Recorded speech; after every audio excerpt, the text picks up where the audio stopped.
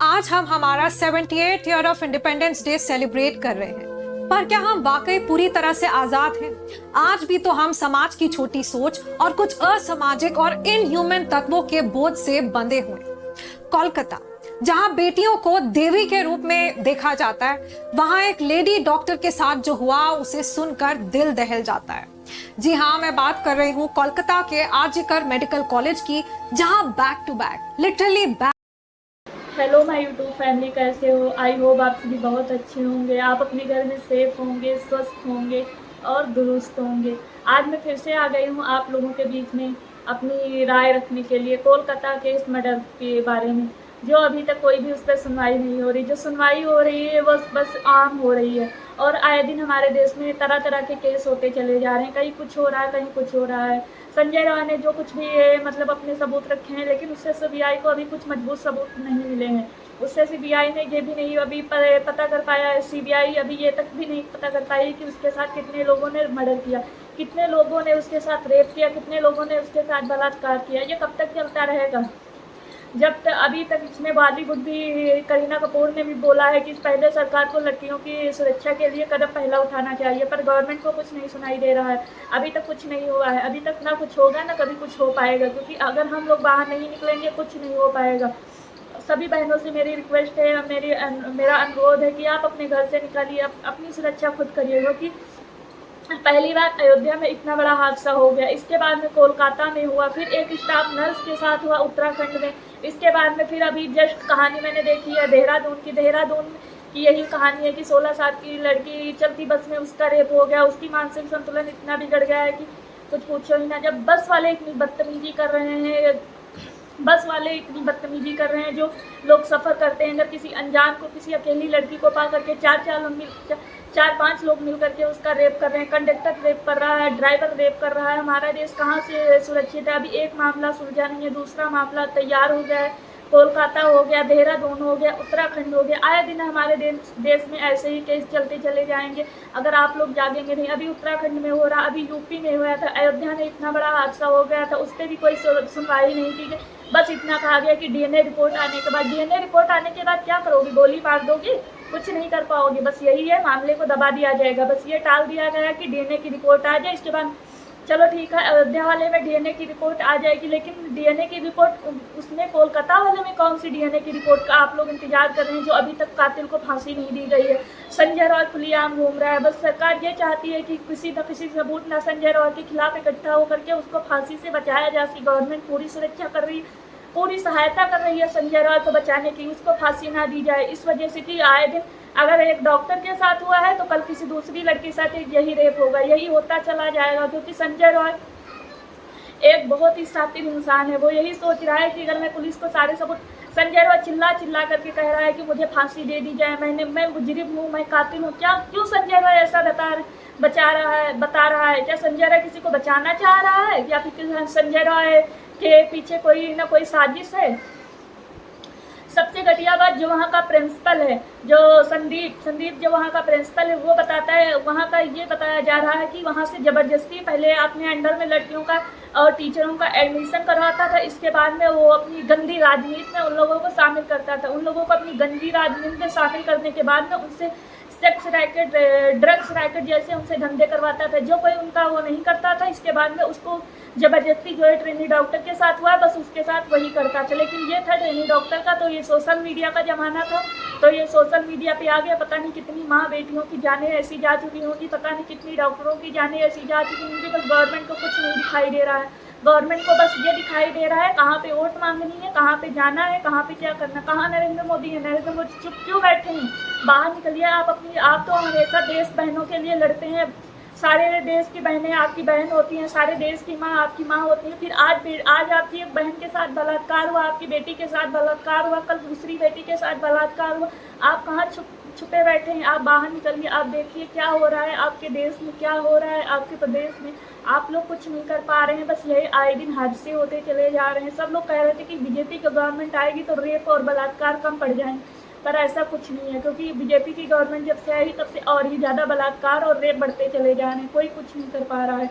अपने घर में बाप अपनी बेटियों को 6 बजे से बाद बाहर नहीं निकलने दे रहा है, कह रहा है कि अगर बाहर निकलोगी तो कल को कुछ हो जाएगा तो हम क्या जवाब देंगे घर वालों को।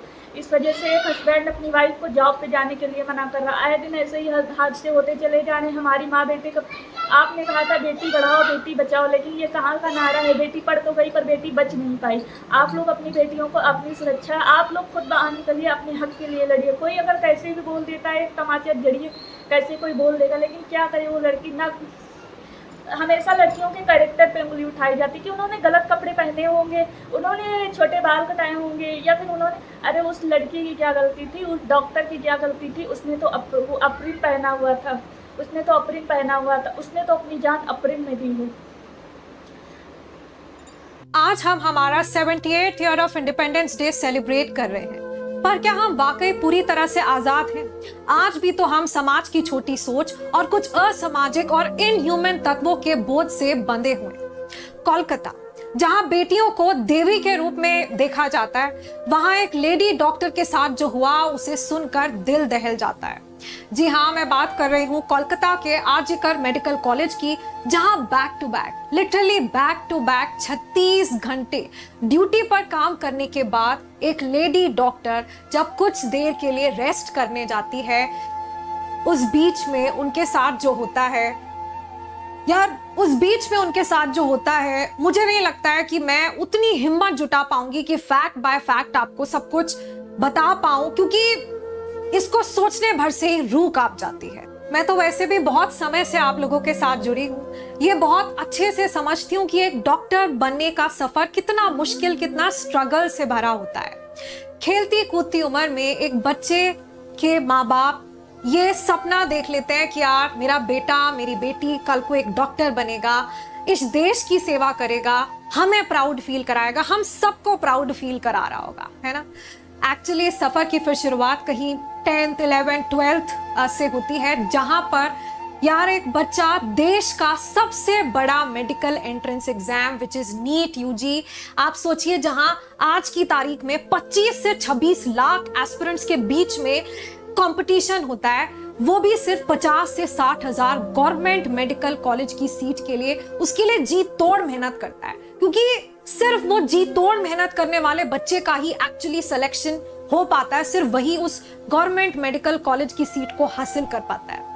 बेटा उस बेटी ने वो किया, उसने वो जी तोड़ मेहनत की, नीट यूजी एग्जाम क्रैक भी किया, उसके बाद गवर्नमेंट मेडिकल कॉलेज में उन्होंने 5.5 साल का वो एमबीबीएस का सफर भी तय किया, और उसके बाद एक और पड़ाव जहां आता है, एक और बड़ा मुश्किल exam which is NEET PG, उन्होंने उसको भी क्लियर किया।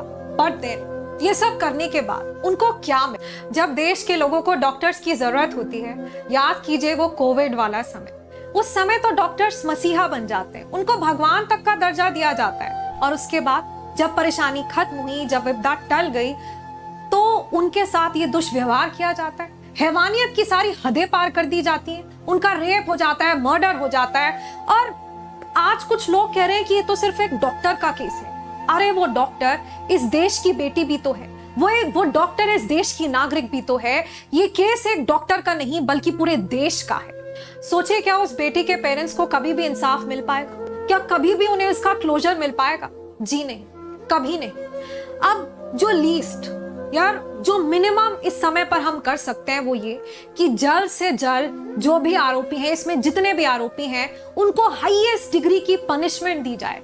इस देश में जल्द से जल्द ऐसे लॉज इंप्लीमेंट किए जाएं कि ऐसा करने वाले लोगों के मन में एक डर, एक खौफ बैठ जाए, जिसके कॉन्सिक्वेंस, जिसकी पनिशमेंट इतनी क्रिटिकल हो कि ऐसा हैवानियत भरा काम करने वाले लोगों के ऐसा सोचने भर से उनकी रूह कांप जाए। तो आज मैं आप सबसे रिक्वेस्ट करती हूँ कि आप इसमें मेरा साथ दें, इस वीडियो को, इस न्यूज़ को इतना आगे तक फैलाएं कि हर किसी तक ये पहुंच पाए, और ये कहीं केस ऐसे दबकर ना रह जाए, कहीं एक साइड स्टोरी ना बन जाए, रादर एक नेशनल न्यूज़ बन पाए, ताकि जल्द से जल्द इसमें कड़े से कड़े कदम उठाए जाएं। मैं आपको कहती हूँ, एक बारी जरा अपनी लाइफ में, आपकी लाइफ में जो 5 सबसे इंपॉर्टेंट वुमेन हैं, जरा उनके बारे में सोचिए। वो आपकी माँ हो सकती हैं, आपकी बहन हो सकती हैं, आपकी फ्रेंड हो सकती हैं, आपकी कोई रोल मॉडल हो सकती है। जरा सोचकर देखिए, अगर इनमें से किसी एक के साथ भी अगर ऐसा कुछ हो जाता है तो, सोच भी नहीं पा रहे हैं ना आप, तो इसके लिए हमें आप सबको हमारा साथ देना होगा। हमें सबको साथ मिलकर अपनी आवाज को बुलंद करना होगा। जानते हैं इंडिया की 50% पॉपुलेशन इज विमेन, यानी कि अगर आप इस देश को एक विकसित देश, एक डेवलप्ड कंट्री के रूप में देखना चाहते हैं तो इस देश को जरूरत है टैलेंटेड बेटियों की, ऐसी बेटियों की जो अपने सपनों को पूरा करने के लिए बेखौफ अपने घर के बाहर कदम रख पाए, ना कि वो सिर्फ विमेन एम्पावरमेंट के नारों और कविताओं तक सीमित रह जाएं। मदर इंडिया नीड्स हर daughter to be respected, to be safe. और आप समझिए कि जब तक हमारे कंट्री की विमेन सेफ नहीं है तब तक 50% इंडिया इज अनसेफ। हमारे समाज में ये होता है, मुजरिम को ना बोल करके हमेशा हम बहनों को दोष दिया जाता है कि तुम्हारी गलती रही होगी, तुम्हारी गलती रही होगी, तुमने ही कुछ किया होगा। वो 3 बजे रात को वो बहन क्या कर रही थी, उसकी क्या गलती थी 3 बजे रात को? ऐसा क्या था, क्या वो संजय राय के बारे में कुछ जानती थी, या फिर उस हॉस्पिटल के बारे में जानती थी, या फिर वो कुछ खुलासे करने वाली थी जिस वजह से उसको इतनी बेरहमी तरीके से मारा गया? जो नहीं मानेगा, आज तो यही है ना, अगर उनकी गंदी साजिश में नहीं फंसोगे तो तुम अपनी जान से जाओगे।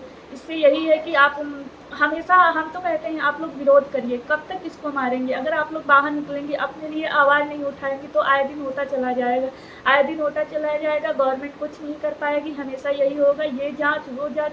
1 हफ्ता 10 दिन हो गए हैं पर सीबीआई अभी तक कोई सबूत नहीं इकट्ठा कर पाई है। एक किस चीज़ के सबूत? जब वो सोच रहा है, जब वो कह रहा है कि मैंने रेप किया है, तो किस चीज़ के सबूत जुटाए जा रहे हैं? पहले एक को फांसी दी जाए, अगले बार जितने भी लोग होंगे वो खुद सामने आ जाएंगे।